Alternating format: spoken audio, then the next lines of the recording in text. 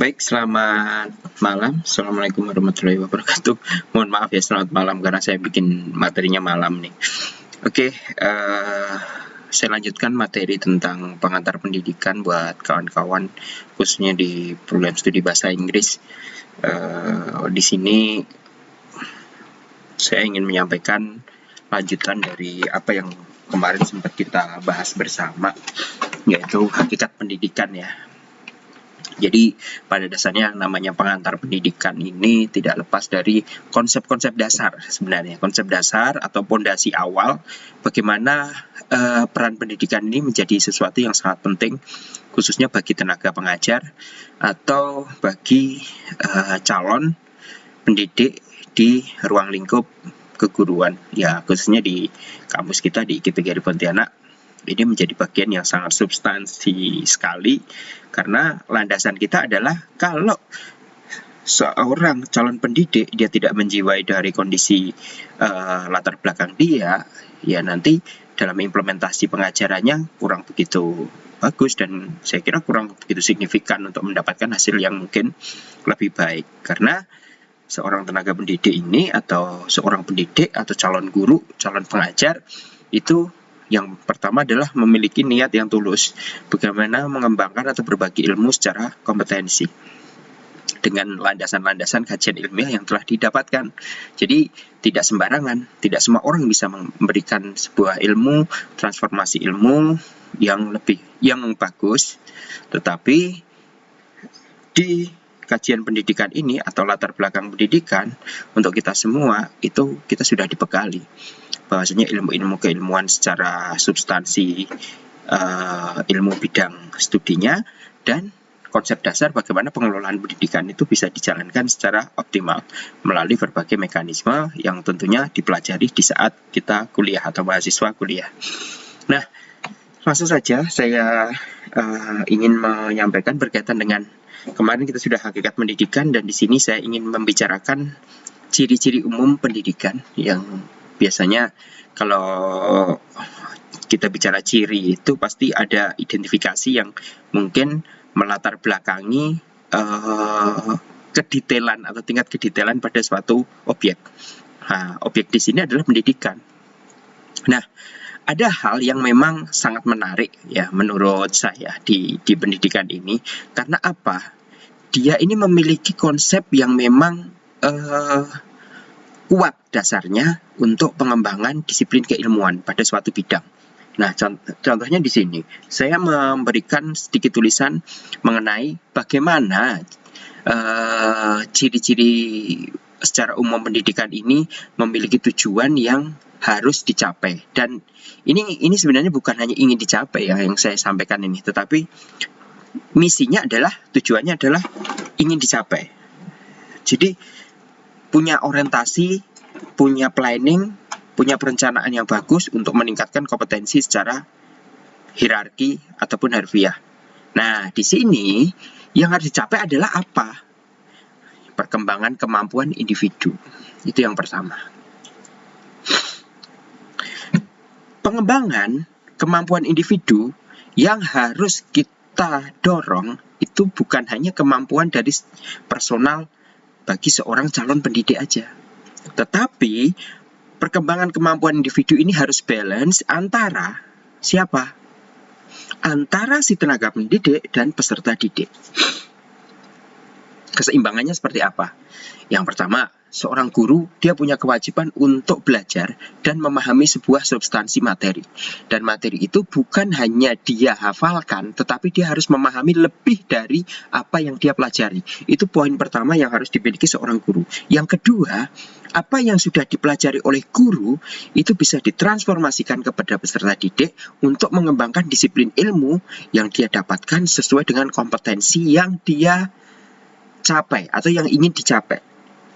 Misalkan pelajaran bahasa Inggris, kompetensi bahasa Inggris dalam bidang apa, structure dan sebagainya misalkan gitu ya. Jadi kalau dikatakan seorang tenaga pendidik itu untuk mengembangkan kemampuan secara individunya itu bagus, tetapi dampak secara sosialnya kepada peserta didik itu kurang bagus, ya akan menimbulkan kendala. Transformasi ilmunya tidak bisa berjalan dengan bagus. Kok bisa, Pak? Gitu. Bisa. Ada yang kesannya dia punya ilmu yang cukup tinggi, cukup mumpuni lah ibaratnya ya. Tetapi dia tidak rela untuk berbagi. Nah, ini menjadikan permasalahan yang khususnya memberikan dampak yang sangat luar biasa. Akhirnya pengembangan kepribadian secara intelektual si siswa ini terkendala. Jadi pengembangannya untuk berprestasi akhirnya berkurang. Jadi mohon maaf saya agak flu sedikit ya. Nah, selanjutnya, selain pengembangan kemampuan individu yang saya sampaikan tadi, jadi individu secara personal, guru atau tenaga pendidik dan peserta didik. Terus yang kedua adalah usaha yang ya disengaja ya dan terencana untuk mencapai tujuan. Bayangkan aja, kita itu dilahirkan dari disiplin keilmuan pendidikan. Dari kita masuk menginjakkan kaki di suatu perguruan tinggi, kita itu sudah diharapkan sudah memiliki visi yang jelas atau misi yang jelas. Tujuan pengelolaan manajemen individu yang jelas, dan itu harus berprinsip. Calon seorang guru tidak boleh dia hanya seenaknya sendiri, tidak mau mengembangkan kompetensi, hanya menunggu tanpa menjemput sebuah perkembangan zaman dan sebagainya. Itu nanti terkendala dalam pengembangannya. Apalagi sekarang mohon izin di dunia pendidikan, karena peran teknologinya cukup luar biasa, program dari pemerintah pun saat ini mencanangkan adanya kampus merdeka atau di setingkat sekolah itu guru penggerak dan sebagainya. Dia ingin lebih cepat transformasinya dan tepat sasaran, dan ini rombak habis kurikulum ini. Belum tentu juga dari Merdeka Belajar ini di generasinya kawan-kawan yang saat ini masih kuliah itu sudah mengalami perubahan yang sangat signifikan. Kalau kawan-kawan tidak mempersiapkan dari sekarang tentang kompetensi, kemampuan atau intelijen personalnya kurang, ya nanti akan ketinggalan. Berarti SDM kita akan dipertanggungjawabkan di kemudian hari tentang kualitasnya. Kualitas itu juga akan diukur dari apa? Selain kemampuan personal dari si siswa, juga kemampuan manajemen pengelolaan pembelajaran yang dilakukan oleh tenaga pengajar itu sendiri, atau bisa disebut adalah kawan-kawan semua. Gerakannya adalah apa? Melek teknologi yang sekarang harus dihadapi. Nah, terus yang kedua adalah membangun literasi. Nah, kelemahan anak-anak sekarang banyak juga tercermin di kelemahan literasi yang akan menimbulkan dampak terhadap apa? Ternyata dampak yang ditimbulkan cukup luar biasa. Nilai inovasinya kurang, kreativitasnya kurang dan sebagainya. Tetapi di lain sisi, anak-anak yang memang punya tingkat kedisiplinan yang lebih bagus, dikelola dalam lingkungan pembelajaran yang lebih efektif, lebih bagus, dan termotivasi dengan baik, itu juga akan melahirkan sesuatu generasi yang memang generasi bukan milenial lagi ya, generasi yang sudah disebut 5.0-nya nanti, atau 5.0-nya udah matang. Dan ini menjadi tantangan tersendiri untuk generasi saat ini yang mungkin hidup di negara berkembang seperti kita. Hanya pendidikan yang memang mendorong bagaimana negara kita bisa berkembang menjadi ke negara maju, walaupun memang melewati sesuatu hal yang sungguh luar biasa. Jangan sampai kita juga memiliki permasalahan ternyata di daerah fasilitasnya kurang, makanya pendidikannya tidak semua. Nah, banyak anak-anak daerah juga yang termotivasi, walaupun secara infrastruktur, aksesibilitas, keterjangkauannya mereka itu susah didapatkan, tapi motivasi dia tinggi untuk belajar. Akhirnya dia memiliki kemampuan yang bagus dalam manajemen tentang akademisnya, intelektualnya. Karena berkat kerja kerasnya, dia mencari referensi, kerja keras yang gigih karena dia merasa di perbatasan dan sebagainya.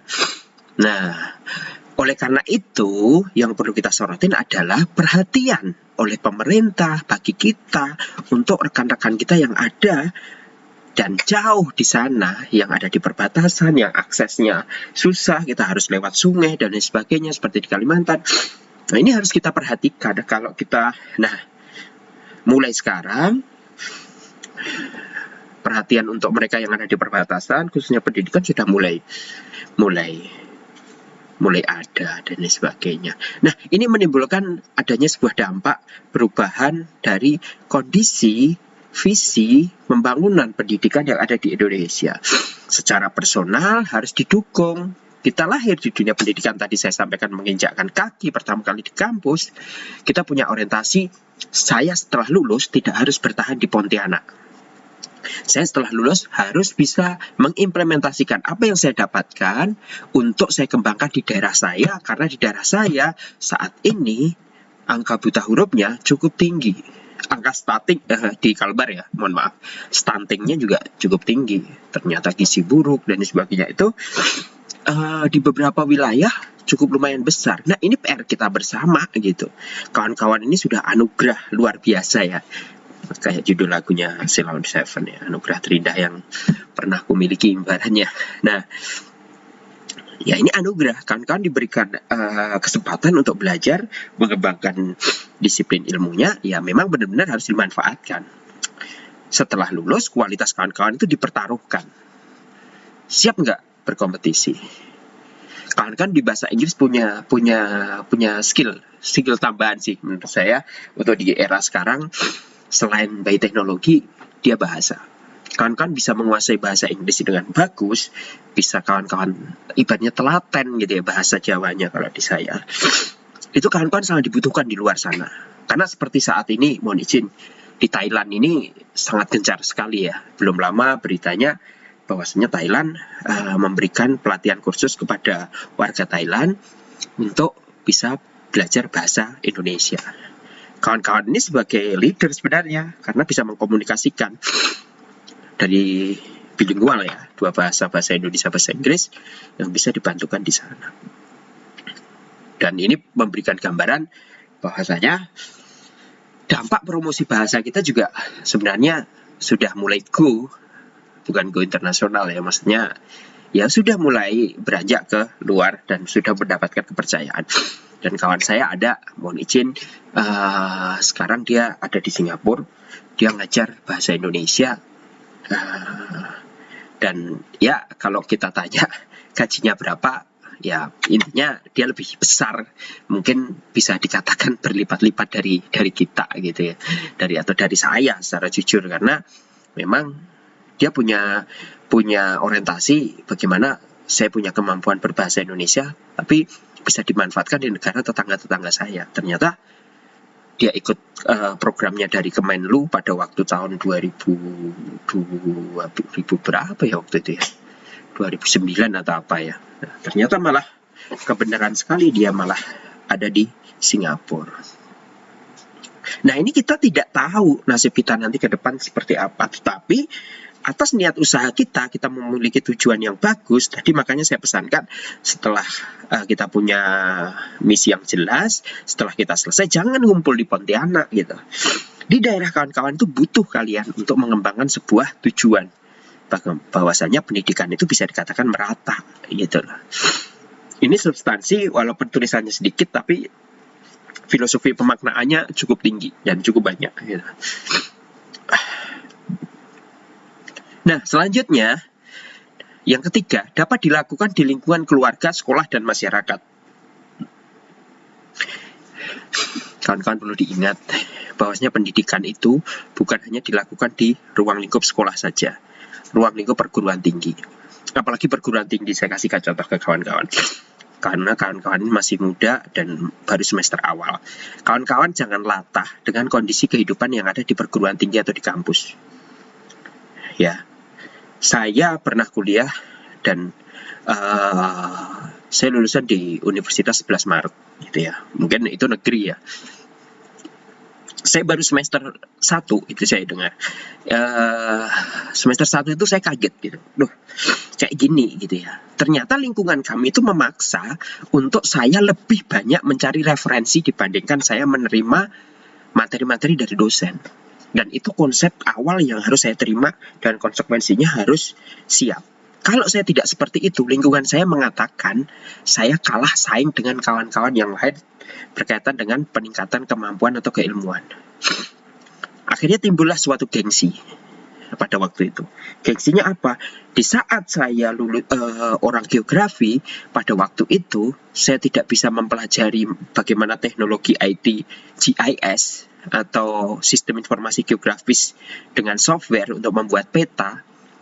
Kawan-kawan saya itu di semester 1 sudah mulai belajar karena tuntutan, karena lingkungan dan sebagainya. Akhirnya saya ada kemauan untuk harus belajar juga dan harus bisa.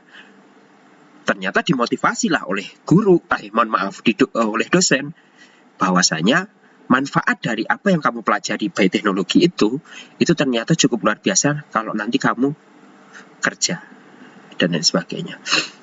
Akhirnya kita ikut pelatihan di kampus, pengembangan dirinya adalah di luar. Itu yang harus kawan-kawan kuatkan dalam konsep pengelolaan pendidikan.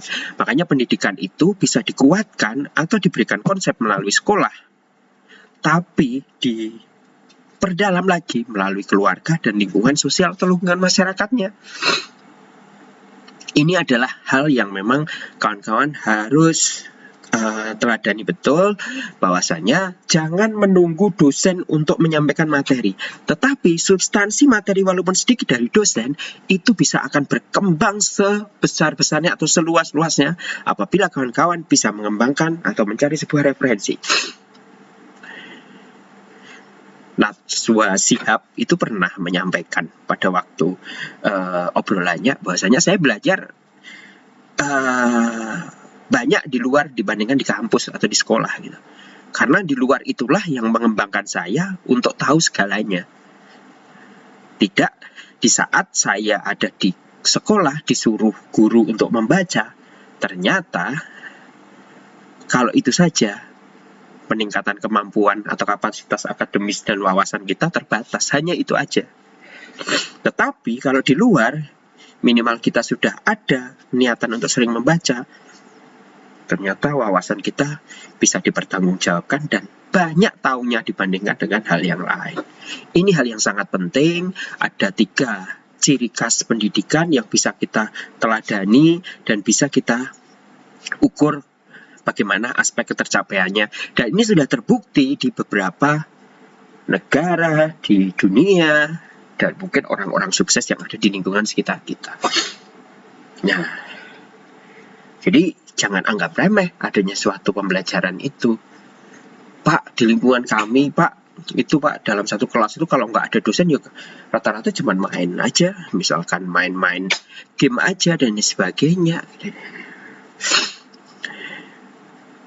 Kalau dari awal kita tidak punya niat yang memang tulus untuk bagaimana pengembangan individu kita, ya kita nggak akan berkembang.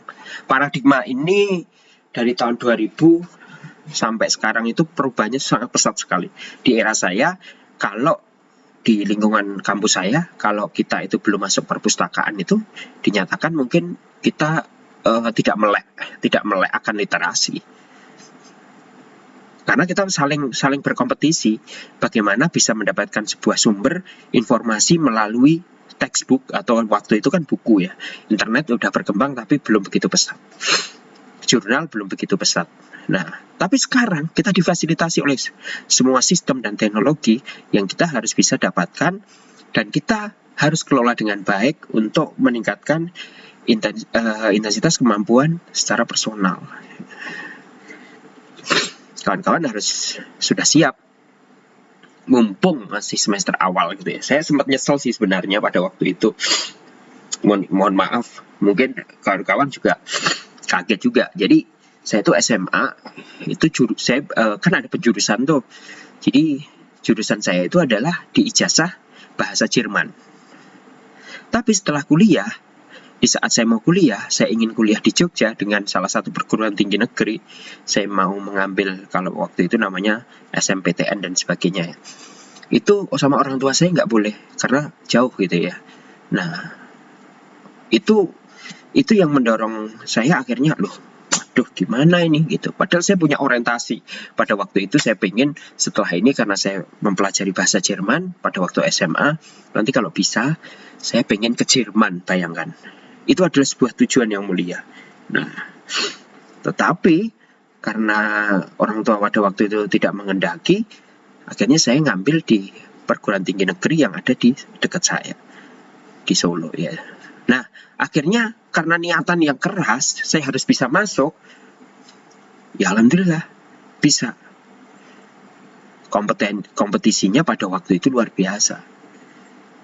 800 sampai 900 orang, yang diambil hanya 45 orang untuk masuk satu perguruan tinggi itu. Pada waktu itu tahun 2000-an lah, tahun 2000-an. Akhirnya saya diterima, tapi jurusan saya geografi. Kawan-kawan saya kaget gitu. Rata-rata dia jurusannya di bahasa Inggris, bahasa Jerman, terus jurusan-jurusan penyiaran dan sebagainya, seni dan sebagainya. Nah, saya di geografi. Tapi saya sempat, waduh saya nggak bisa nih gitu. Tapi dari awal saya udah punya prinsip bahwasanya saya harus punya tujuan dan saya harus bisa apa yang saya ambil, karena mau nggak mau ini sudah bukan takdir aja ya, ini sudah niat saya dan saya harus bisa menyelesaikan itu. Saya di semester 1 nilai saya kurang bagus karena saya masih adaptasi dan saya banyak penyesalan waktu namanya semester baru itu kan idealisnya kuat banget, kayak kawan-kawan pun saya rasa gitu. Nanti idealis itu akan muncul di saat di organisasi misalkan. Jadi itu memang fasenya gitu, dan itu akan terjadi. Makanya pendidikan ini kawan-kawan harus kuat, harus bisa memaknai dengan luas. Apabila kawan-kawan sudah punya prinsip ketiga ini, kawan-kawan akan memiliki tujuan untuk pengembangan pendidikan secara personal dan secara kelembagaan akan berkembang lebih baik, sehingga dampaknya akan memberikan kecenderungan kemajuan pendidikan di Indonesia, akan mendorong kemajuan negara yang ada di Indonesia ini sendiri. Nah, ini penting sekali, kawan-kawan harus benar-benar pahami.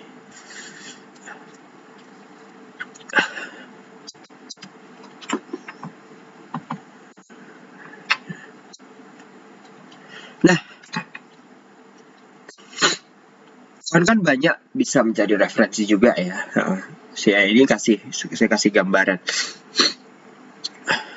Mendidik, karena kita bicara pendidikan, kita substansi pemahaman masing-masing kata itu punya arti. Sejatinya di sini adalah apa? Nah, ada pemahaman tentang mendidik itu membimbing anak supaya jadi dewasa dengan usaha yang disengaja. Nah, jadi anak itu dididik, dibimbing supaya jadi dewasa dengan usaha yang disengaja. Ya sengaja. Saya mendidik anak saya dengan unsur kesengajaan, memiliki tujuan supaya anaknya ini nanti kalau besar memiliki hal yang memiliki dampak dan bisa memberikan kontribusi banyak kepada orang lain. Yang kita latih banyak akhirnya. Nah, Hugwil di sini menyampaikan juga membantu anak supaya ia cakap, menyelenggarakan tugas hidupnya atas tanggung jawab sendiri. Kalau kawan-kawan itu tidak dididik dari TK sampai perguruan tinggi saat ini, kawan-kawan saya kira tidak akan bisa membangun sebuah tanggung jawab secara personal. Karena kawan-kawan sudah dilatih, sudah dididik bagaimana pentingnya untuk hidup, survive dengan kondisi yang ada di lingkungan sekitar, dan sebagainya. Nah, Bapak Pendidikan kita menyatakan, Ki Hajar Dewantara menuntun segala kekuatan kodrat anak sebagai manusia, sebagai anggota masyarakat, agar mencapai keselamatan dan kebahagiaan yang setinggi-tingginya, mulia. Makanya pendidikan ini adalah mulia. Di saat kita sudah masuk di dunia pendidikan, apapun kita pelajari. disiplin ilmu yang kita teladani, agama, penguatan secara kerohanian, soft skill, hard skill yang kita salurkan dalam bentuk hobi. Akhirnya kita bisa memiliki prestasi. Inilah yang diharapkan oleh Ki Hajar Dewantara kepada generasi-generasi kita semua yang harusnya semuanya mendapatkan hak kelayakan untuk berpendidikan. Mendapatkan hak kelayakan untuk memperoleh ilmu yang sangat mulia. Makanya keselamatan dan kebahagiaan yang setinggi-tingginya. Tujuan kawan-kawan kuliah kan nanti ingin mendapatkan sebuah kebahagiaan dan kesuksesan kan. Keselamatan kebahagiaan ini yang menjadi tujuan utama selamat dunia dan akhirat. Jadi seperti itu. Saya kira niatan kawan-kawan sangat mulia sekali untuk kuliah dan saat ini menempuh di perguruan tinggi di IGPGRI. Jadi jangan sampai kawan-kawan selalu bilang saya nyesel untuk masuk di sini. Dari hal yang mungkin kita sesalkan dan harus kita lakukan, itu akan bertolak belakang kalau kawan-kawan sering menyampaikan bahwasanya saya nyesel dan sebagainya. Karena apa? Niatan kawan-kawan akan dilawan dengan kondisi kawan-kawan itu sendiri. Makanya kalau sudah masuk pada suatu ruang, ya kita harus concern bagaimana kita mengembangkannya. Kalau kawan-kawan mengalami seperti saya pada waktu kuliah S1, yang saya ingin kuliah di bahasa Jerman, ternyata saya harus cari kampus yang dekat dengan rumah saya. Ya mau nggak mau, apa yang menjadi pilihan, dan ternyata yang diterima bukan pada jurusan saya. Saya menyesal ada. Menyesalnya luar biasa, sangat. Tetapi itu harus saya lawan gitu. Saya tidak bisa berdiam dalam satu semester itu merenungi kesedihan saya. Nah, kapan mulai bangkit? Dan kapan kita harus mulai? Kita lihat lingkungan sekitar kita. Kalau kita hanya berdiam, merenung, menangis, dan sebagainya, kita sudah tidak punya apa-apa. Kosong di otak kita nanti. Saya merasakan itu di semester 1. Saya mulai semester 2, saya mulai survive dengan kondisi yang ada. Pelan-pelan saya pelajari, saya beradaptasi, akhirnya saya menemukan kawan-kawan yang memang sejalan dengan kondisi saya dan saling support, dan akhirnya satu angkatan saling support yang sampai sekarang akhirnya saya terlahir di dunia pendidikan. Yang notabene di sini keluarga besar saya tidak ada sama sekali dari latar belakang pendidikan, hanya saya. Ini menjadi sebuah orientasi dan motivasi tersendiri. Dan di keluarga saya ada 4 bersaudara memiliki bidang masing-masing. Yang adik saya ada di kesehatan, adik saya di perbankan, adik saya satunya di teknologi, saya di pendidikan. Padahal saya dulu nggak mau gitu ya. Cuman sampai kapan kita harus menyesali seperti itu? Makanya ayo kita mendidik. Ayo kita siap untuk mempersiapkan diri kita untuk bagaimana cara kita bisa mendidik dengan memiliki kekuatan kodrat kita sebagai insan pendidik yang bisa memberikan sebuah argumen penguatan intelektual kepada masyarakat untuk mencapai adanya unsur keselamatan ataupun kebahagiaan itu sendiri, yang tentunya tidak bisa diukur dengan apa? Ya, tidak bisa diukur dengan nilai-nilai yang memang ada di sekitar kita. Tetapi kita mengukurnya adalah bagaimana bisa mencapai setinggi-tingginya, seberhasil-berhasilnya. Inilah konsep bagaimana mendidik itu bisa mendorong sebuah kesuksesan dan saling berkontribusi, saling melengkapi. Apabila ada yang memang tidak paham tentang disiplin ilmu yang dipelajari, segera dikomunikasikan dengan rekan ataupun kawan-kawan yang ada di sekitar kita. Tidak bisa kita pungkiri bahwasanya ini menjadi bagian yang sangat penting dan substansi bahwa mendidik harus diberikan penguatan kepada calon guru atau calon tenaga pendidik seperti kawan-kawan semua yang ada di sini.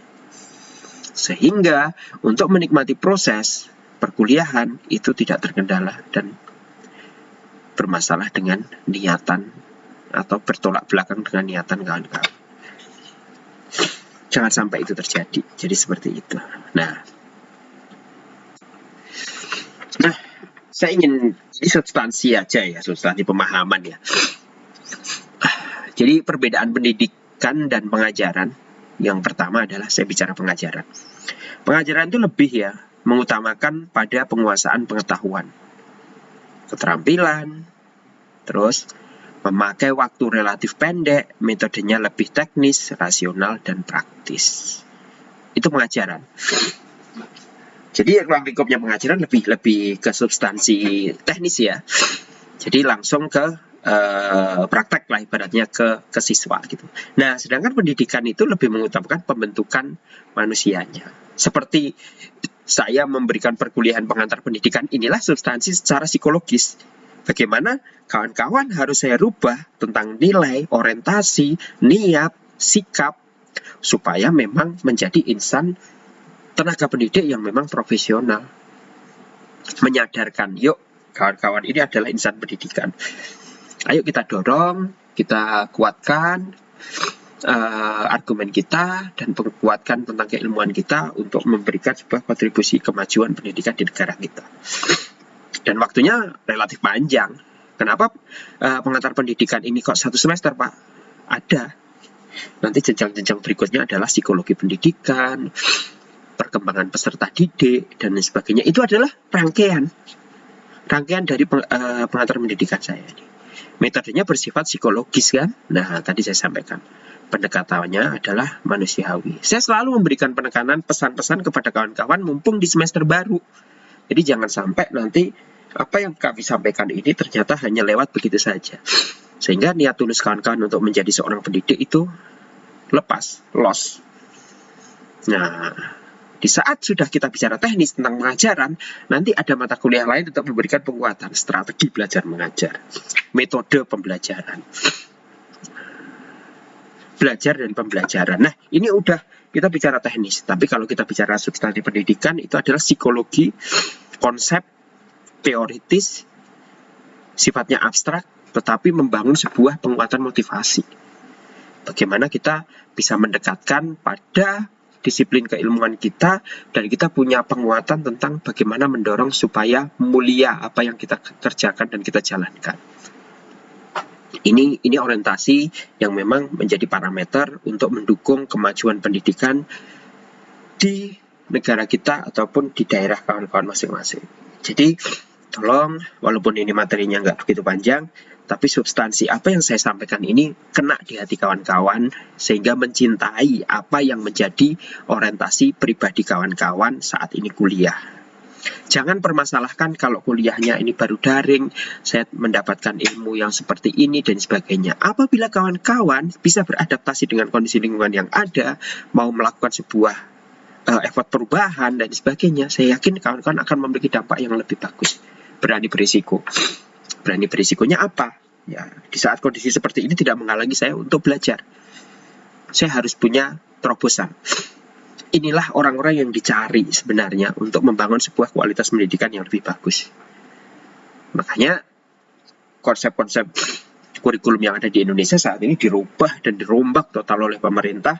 Bagaimana untuk mengejar percepatan pembangunan pendidikan yang sifatnya adalah sudah lari ke teknologi. Nah, ini yang bisa saya sampaikan kepada kawan-kawan. Tolong dipahami supaya kawan-kawan nanti juga bisa memberikan informasi yang lebih bagus untuk penguatan-penguatan tentang kepribadian, masalah edukasi ataupun pendidikan. Nanti apabila ada yang ditanyakan, boleh nanti kita sampaikan juga di laman grup WhatsApp dan sebagainya. Yang jelas kita tidak ada jangan lagi ada keraguan di saat kita sudah mulai fokus untuk mengambil kesempatan berpendidikan di kampus kita masing-masing.